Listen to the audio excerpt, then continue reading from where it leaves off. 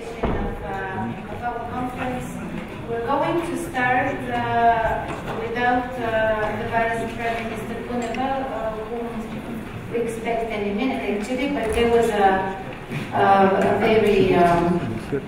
it was a very difficult political day in the Bulgarian Parliament today, so I think she's coming to us straight from the battlefield. Alive and in one piece. We agreed with the High Representative and the Foreign Minister, but also with Vice Prime Minister Kuneva, that we are not going to have three keynotes.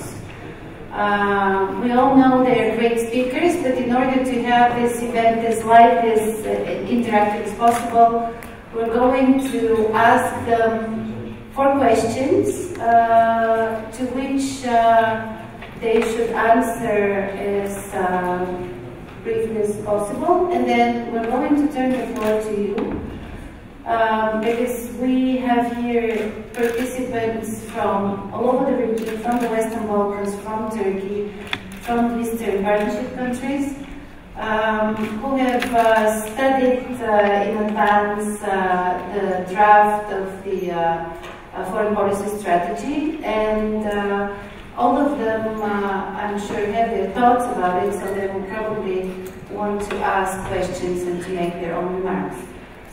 Without further ado, I'm going to start with a question on the Western Balkans. We have predominantly Western Balkans kind of prepared audience.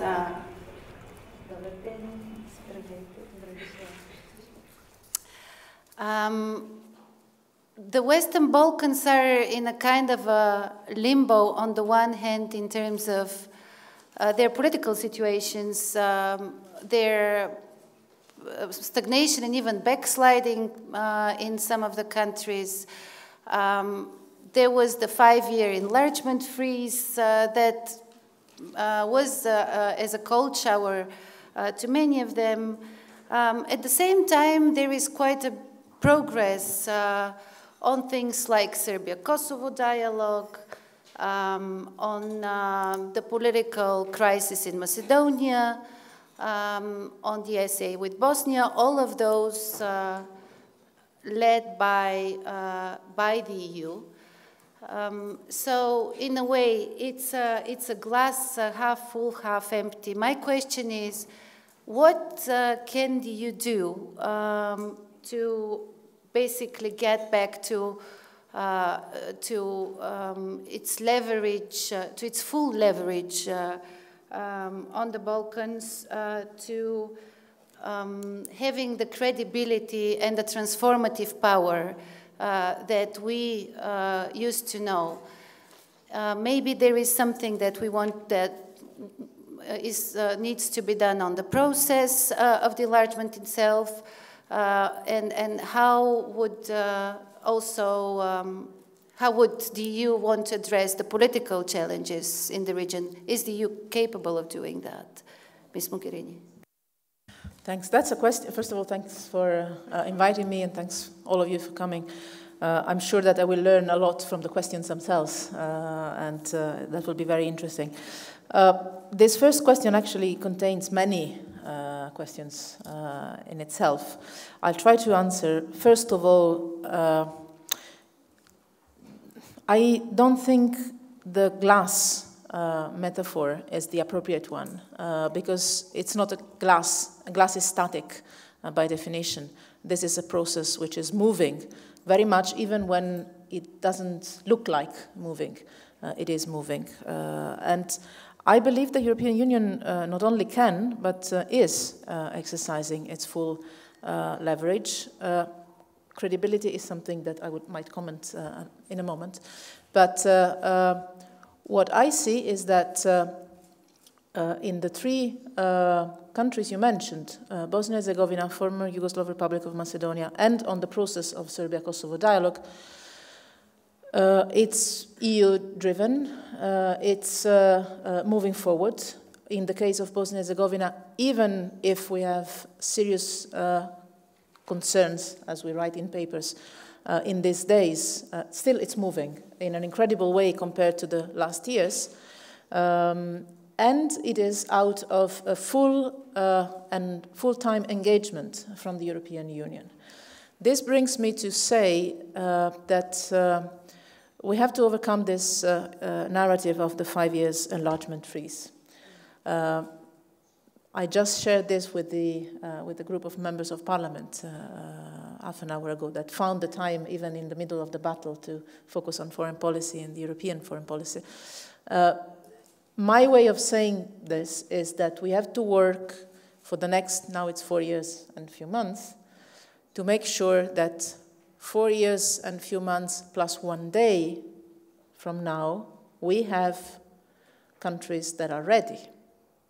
If you turn it that way, you see how much we have to work, and that it is not a matter of freezing, it's a matter of proceeding in a process, which requires all of us to work in that direction. If we define the target in this way, having at the end of the 5 years of this Commission, countries ready, then you see how huge the challenge is, but also how huge the political determination is.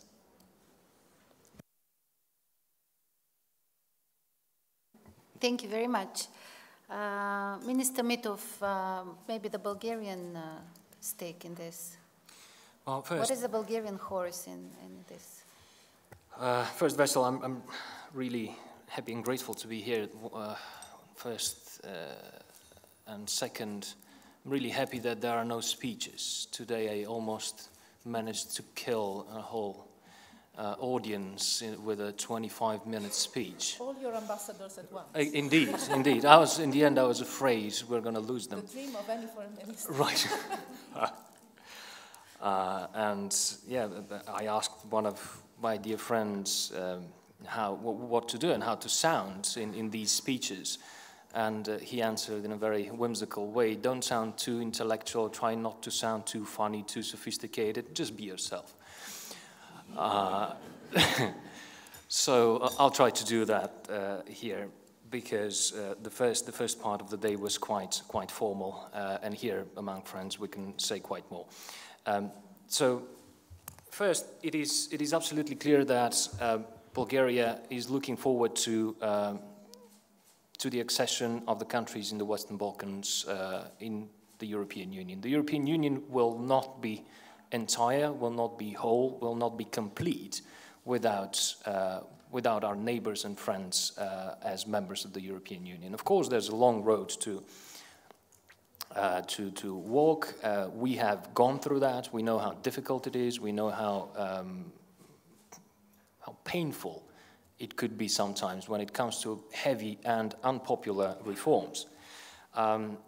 But, however, we need to continue motivating our neighbors and friends, even if this 5-year period is determined somehow as a period without enlargement. But anyway, what needs to be done is clear. The conditionality is clear. It is clear that some of the countries along the road could be motivated and somehow rewarded for their efforts. There are instruments for that. The different friends and neighbors are in different stages of their reform process and in their path towards European integration. But we need to keep the process alive. We've spoken about that in the very beginning with Federica when it comes to our presence in all the countries of the Western Balkans. More presence from the European Commission, more presence from us member states, more help whenever it comes to expertise, whenever it comes to common projects. We need to use the regional formats. For example, Bulgaria just took the chairmanship in office of SECP. That is an important instrument to use when it comes to regional cooperation.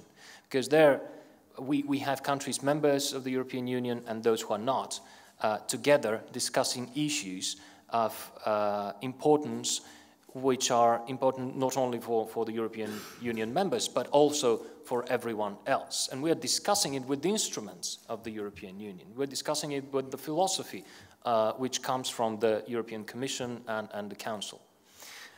So that is another point. For us, of course, one of the crucial points would be the good neighborly relations. That is, and that needs to be perceived not only as a bilateral issue or bilateral engagement, but that is a matter of European importance. In order to move the integration process forward, good neighborly relations are a key component of it.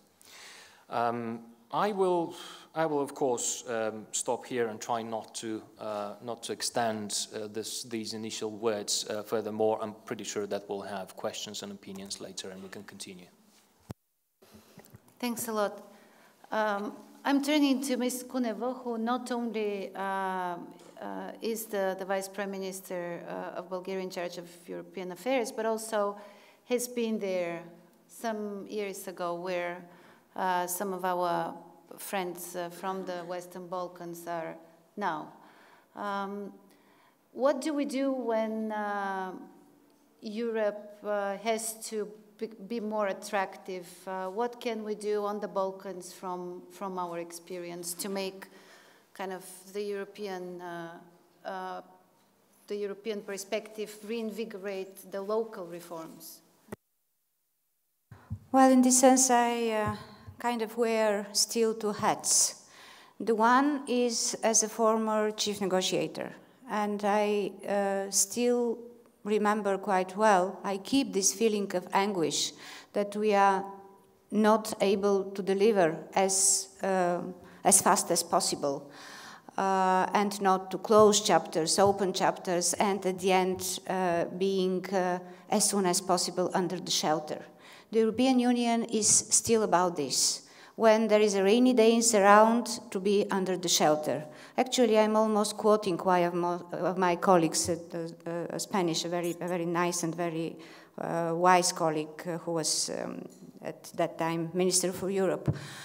So the other one, of course, is the other hat which I wear, and this is about being member of the European Commission, knowing how important it is to schedule all the things and to be very well prepared, because after you are in a situation to tackle with all the remaining problems, so-called unfinished business of the enlargement.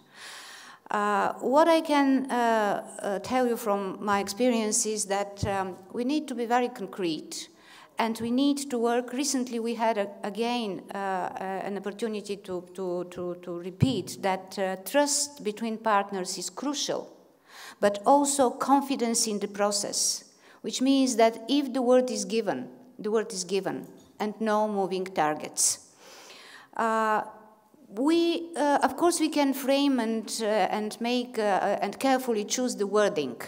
I simply don't believe that saying that in the next 4 years there will be no enlargement is an absolute necessity. By the way, we don't have a financial framework, and we all know what does it mean if you are not under the ceiling of financial framework for enlargement. So it's clear. Everybody knows about this, at least people who are entitled to deal with the process. So we need to check against reality how the processes are going on in the different countries, but also be as much engaged as possible. This morning, actually at noon, we talked with Vice President and my dear colleague Daniel about energy projects, about how important is neighbourhood policy. It's all true. But I believe that we are missing some parts like science, like research and development, like culture. And having said this word about culture, I would like to finish with one story which I just recall right now. It's from Milorad Pavic. It's an excellent writer, And the story is as follows. There was 2 students in a beautiful central European country. And a young boy, who were coming from somewhere remote place, and he studied kind of polytechnical school. And the girl was a beautiful girl from a very obviously rich family. They share some subjects, and the boy came quite often to help her in mathematics and things like this. And because she knew that he's quite poor, she always gave him breakfast or croissants, or just being quite hospitable to him. But when the first year was over, and she was hesitant, maybe this is an affair, maybe this is kind of a beginning of very tender relationships, the boy stopped coming and see her. And once, when she was contemplating about him, she saw at some of the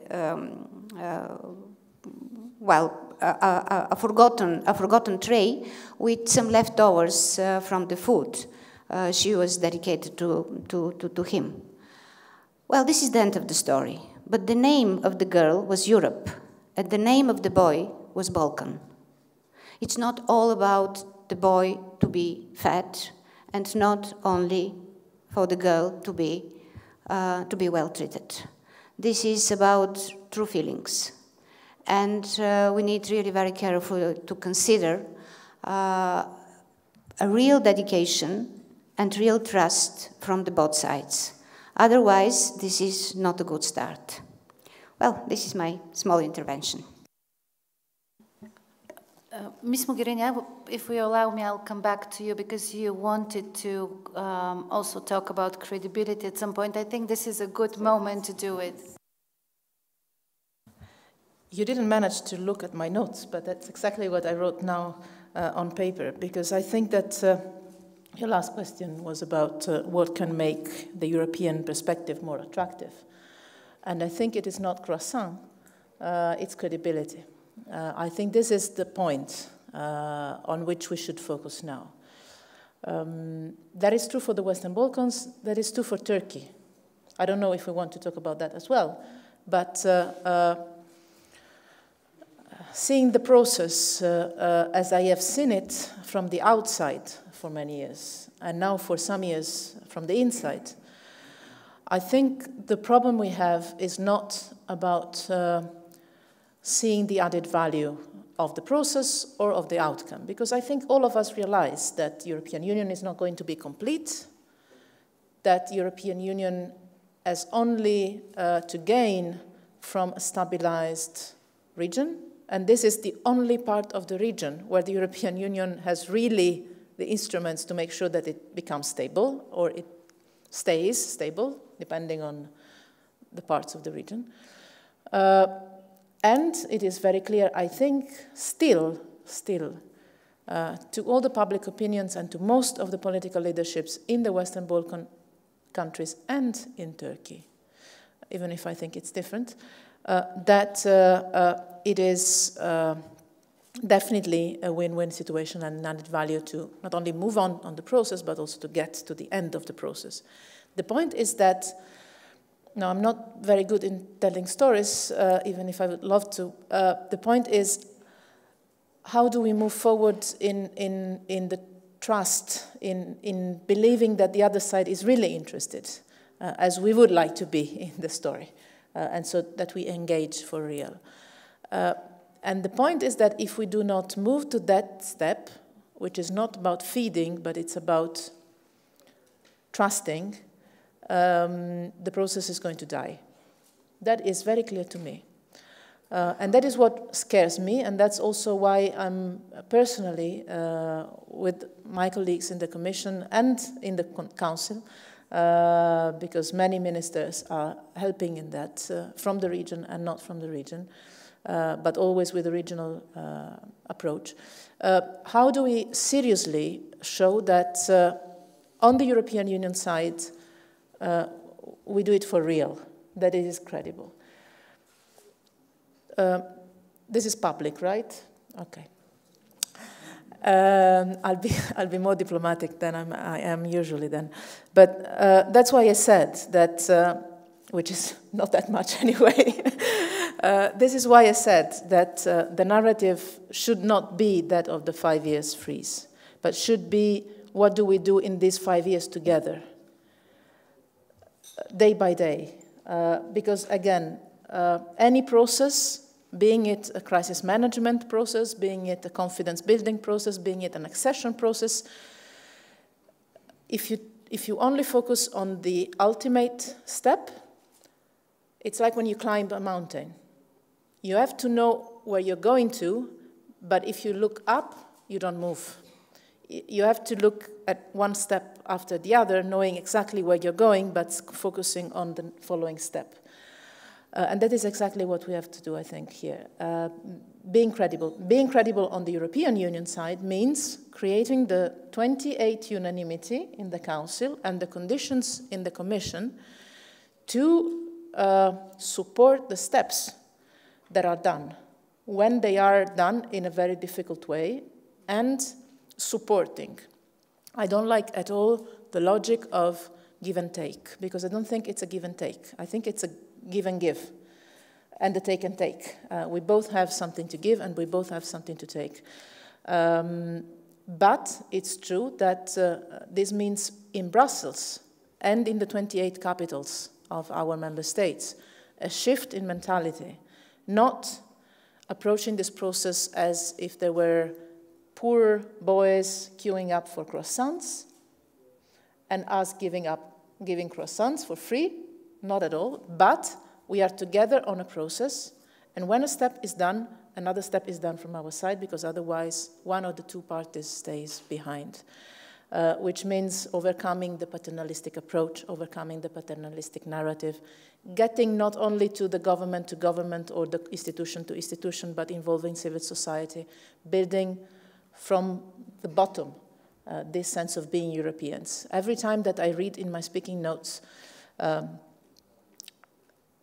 that this is a process to bring into Europe the Western Balkans, I want to die, because that's Europe already.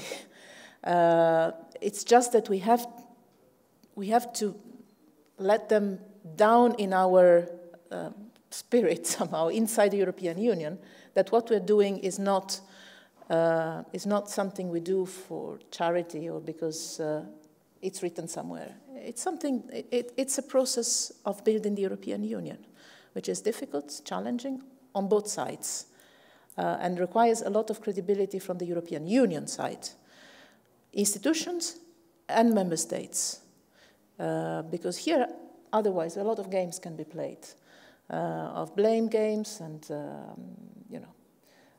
who is lagging behind, who is not lagging behind, who is helping, who is not helping. I think we really need a reality check, knowing that this is a common interest.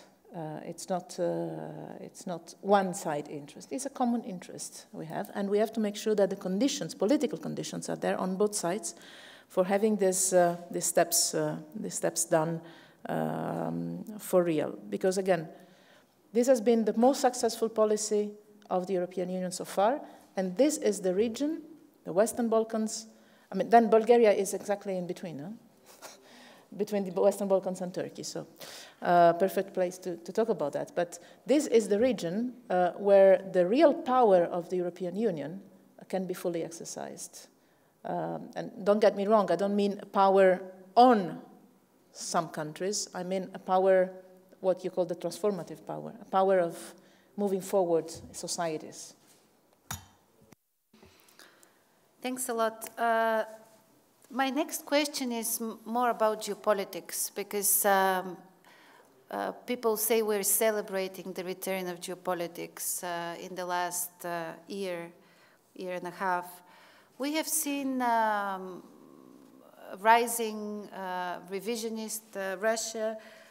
We have seen it's using the energy instrument, and this part of Europe is very vulnerable to this kind of influences. So I'll turn maybe now to Minister Mitov and ask him about how do you see this, Russia, its energy tool, but also this rhetoric of geopolitics, which changed a lot of the, let's say, political culture in the Balkans in a way. We used to think in the enlargement paradigm. We used to think in the win-win kind of scheme, and all of a sudden the zero-sum thinking seems to be prevailing again. I'm just going to recall Minister Lavrov, who a couple of months ago around the crisis of Macedonia suggested that it was about Bulgaria and Albania splitting it. I mean, is this, how as a country in the region, but also EU member, you would comment on this? Well, that's a huge conversation, and I will just try to outline a few elements of it. So first, when it comes to the recent events in Ukraine and our unfortunately turning out to be long non-military standoff with Russia, we have to take into consideration one thing. This was not our choice. From the very beginning, after the fall of the Berlin Wall, both the European Union and NATO started creating all the possible mechanisms in order to cooperate with Russia, bring Russia closer, understand Russia better, understand Russian interests, try to somehow be sensitive towards the Russian feelings, if you will. Well, little by little, that brought us to the situation we are today. And it didn't happen immediately. We should have seen the signs much earlier. We should have seen the signs in 2008, when the conflict in Georgia happened. Then, if we would have reacted in a different manner, in a different way, maybe Ukraine today wouldn't have happened. But then we chose something else. Then we chose our economy before our values. And we need to turn again to the conversation of values. We need to turn back again to the conversation of liberal democracy versus other types of social architecture. Because what we're talking today is much deeper than the conflict in Ukraine. Of course, we have the sanctions. That's the only instrument we have in order to try and influence the Russian policy in Ukraine. We are tying it with we're tying the sanctions with the implementation of the Minsk agreements. We, of course, talk about Crimea and everything else. But this challenge, major challenge to the international order, and major challenge towards the very fundaments of what we believe in is the real problem. Because to a great extent, the Russian propaganda is also capable of eroding the trust in those values, the trust in our institutions, in our own countries. And we all know that, and we all have it. So what we need to do is get back to our values and be really truthful to those. And when we speak about the Western Balkans, that's what stands as a choice in front of the countries in the Western Balkans. When we speak about the transformative power and everything else, and the budget and all the other frameworks of reform, well, common foreign and security policy is there. In today's world, it's not about balancing, it's about choosing what do you want to be, what kind of society do you want to be, and really standing behind that, and leading even. It's not easy. I'm not saying it will be easy. It's not easy for us. It's not easy for anyone, especially the countries who are waiting for a little bit more attention and a way ahead in their European integration. Well, they suffer a lot, but they also need to make choices and have leadership in terms of how to overcome the doubts of what kind of society they want to build. I can talk for hours about this, but I will leave it here, and I think we will have the possibility a little bit later on to continue.